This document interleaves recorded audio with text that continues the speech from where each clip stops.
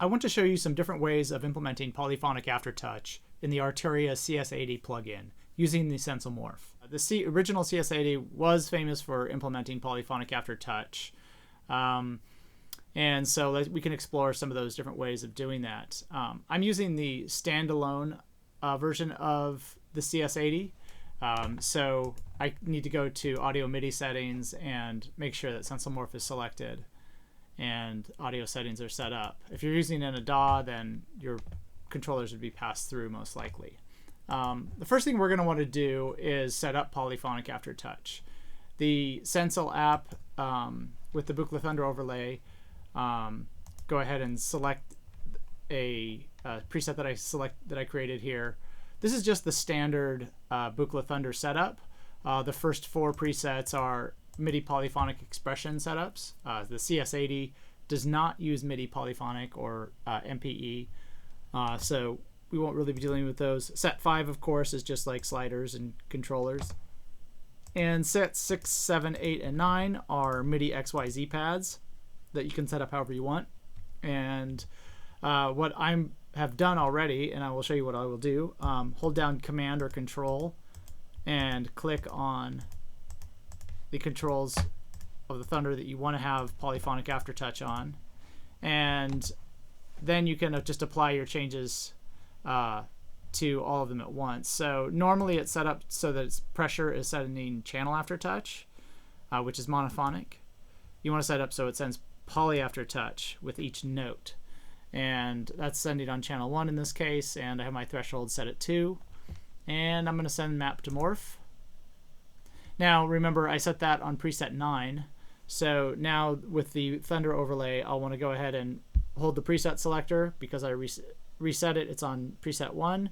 I'll just hit 9, and now we're going to be sending Polyphonic Aftertouch. And I'll go ahead and quit the Sensel app. We can take a look at what that looks like if you are curious.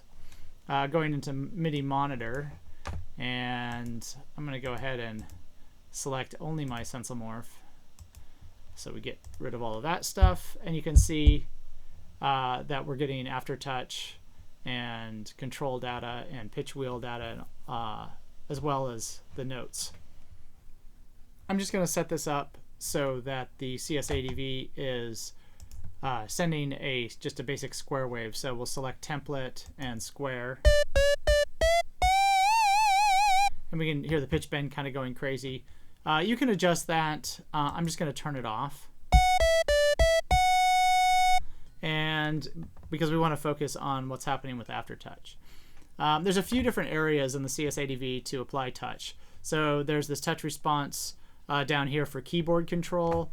There is touch response for each one of your oscillators. We're only really using the top oscillator. So immediately I can apply aftertouch to the brilliance. In order for that to have anything, I need to, since it's sending an offset, I need to turn down the filter. So now as I press harder, and this is the beauty of Polyphonic Aftertouch, is that each note can have its own touch response. So that is dim, and I'm going to press harder with my thumb, and that's brighter.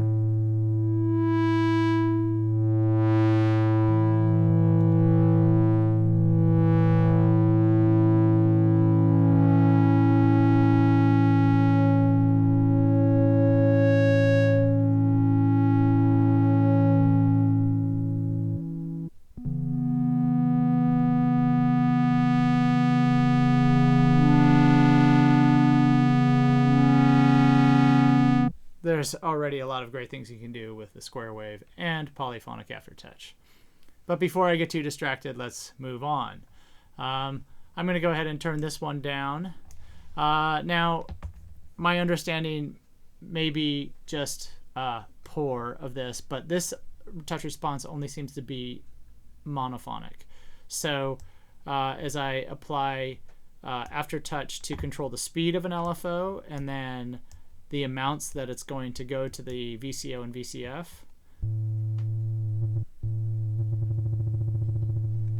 And let's go ahead and turn this up a little bit.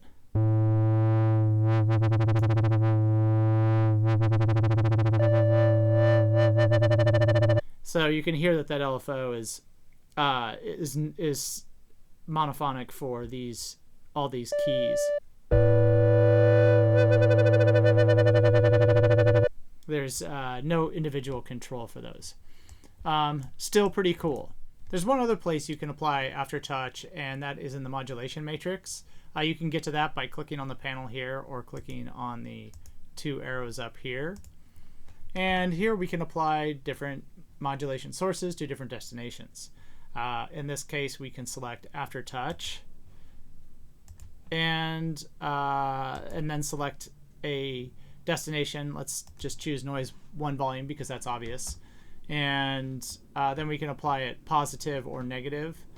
So you can either pull noise out or add noise in. You can see here my noise slider is way down at -200 dB.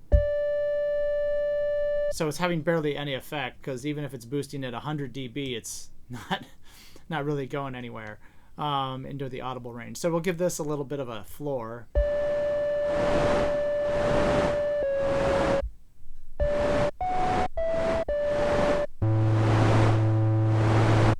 And that's and then to subtract it, we can boost up the noise.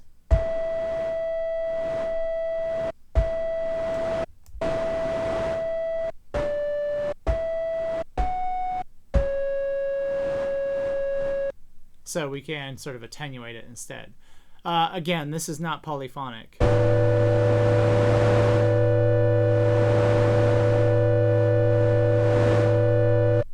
It will affect the entire patch, the noise volumes on each note.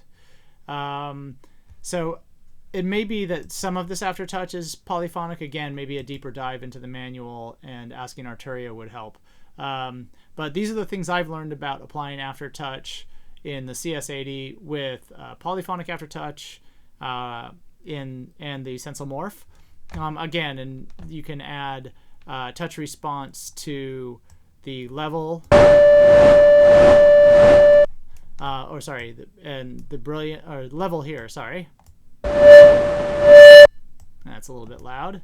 Or the brilliance, which is more dramatic when you lower the cutoff. And then there's also touch response down here for the keyboard area, and then in the modulation matrix where you can apply it to any number of parameters. So there you have it. Those are some ways of using Aftertouch with the Arturia CS80V.